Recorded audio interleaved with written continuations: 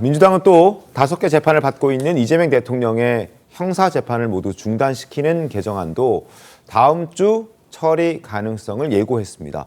조승래, 정청래 의원 목소리 들어보시죠. 지금 대통령으로 취임을 하셨기 때문에 헌법 84조에 따른 소추가 다 정지가 되는 겁니다. 자꾸 아닐 수도 있다라고 자꾸 주장을 하니까 우리가 형소법 개정까지도 검토를 하고 있었던 거 아니겠습니까?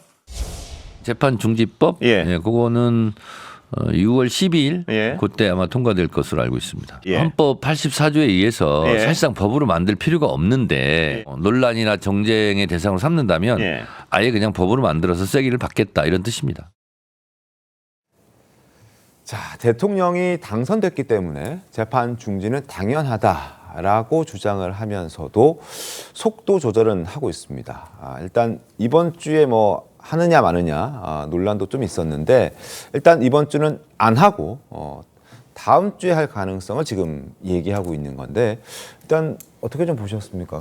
아마 이제 민주당이랄지 이재명 대통령 입장에서 보면 1호 법안으로 하고 싶은 게 제일 하고 싶은 것이 재판 중단법일 거예요. 왜냐하면 6월 18일 날 대법원에서 허위사실 공포죄와 관련해서 파기환송된 재판이 서울 고등법원에 예정돼 있잖아요. 네, 그렇습니다. 이 재판을 만약 하게 되면 그다음부터 이거 좀 막으려고 하면 좀 약간의 또 논란이 많이 있거든요. 그러니까 첫 번째로 하고 싶은 것은 이제 재판 중단법.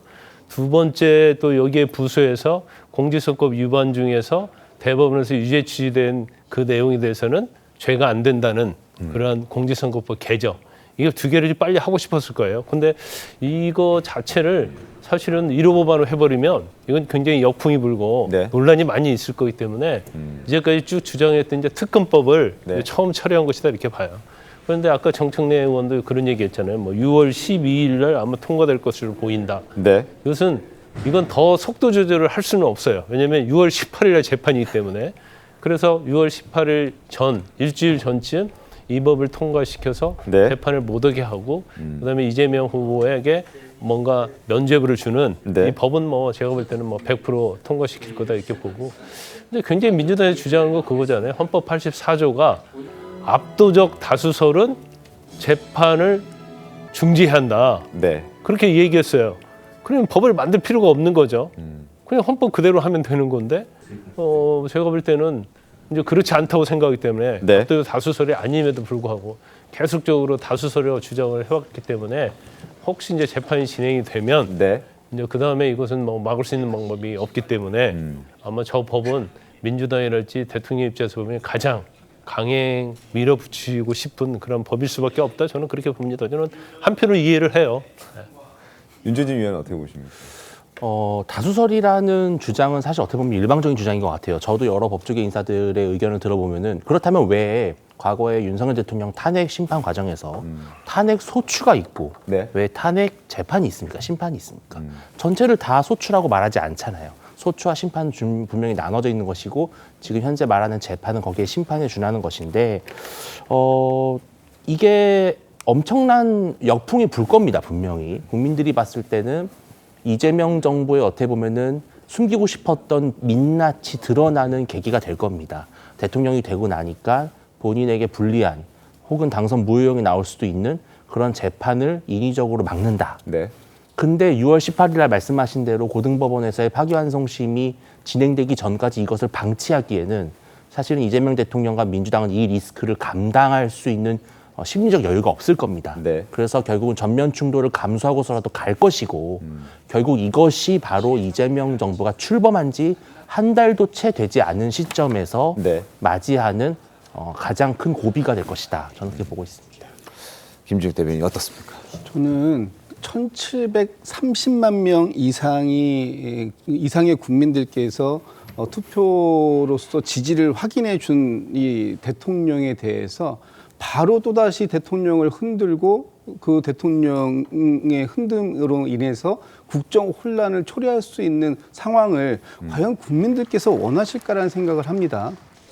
헌법 제84조의 헌법 정신은 대통령 직의 안정적인 수행을 네. 담보해 주기 위한 조항이다라고 우리가 그동안 헌법 시간 강의 시간에 많이들 배워왔어요.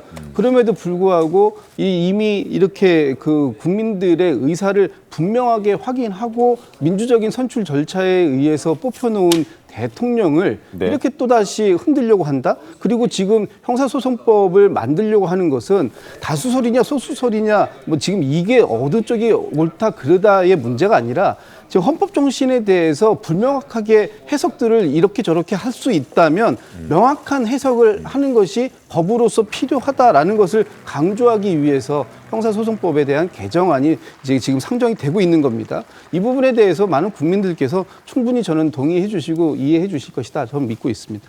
잠깐만. 예.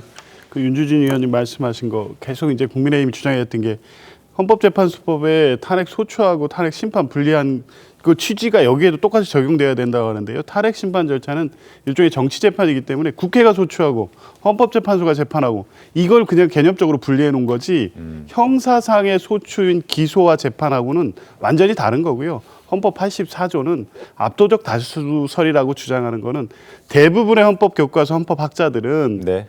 기소뿐만 아니라 공판을 정지시키는 게 맞다는 겁니다. 왜냐? 지금 이런 상황 때문에 그러는 겁니다. 검찰이 무리한 수사를 통해서 대통령 후보나 유력한 정치인을 마구 기소해 놓고 네. 그 사람이 대통령이 됐으면 그러면 계속 재판을 하라는 거 아닙니까 지금? 대법원도 명확한 입장을 취하지도 않고 야당에서 계속 주장하면 지금 그러면 이재명 대통령이 이 국가적 위기 상황에서 재판 받으러 다니란 얘기인가요? 그게 아니면서도 이제 이 주장을 하니까 어쩔 수 없이 입법적으로 헌법 84조의 기소 공판 중지를 확인 안 시킬 수 없는 겁니다. 불필요한 논란을 더 이상 이 되풀이해서는 안 되기 때문에 어쩔 수 없이 하는 입법적 조치다라는 말씀드립니다. 알겠습니다.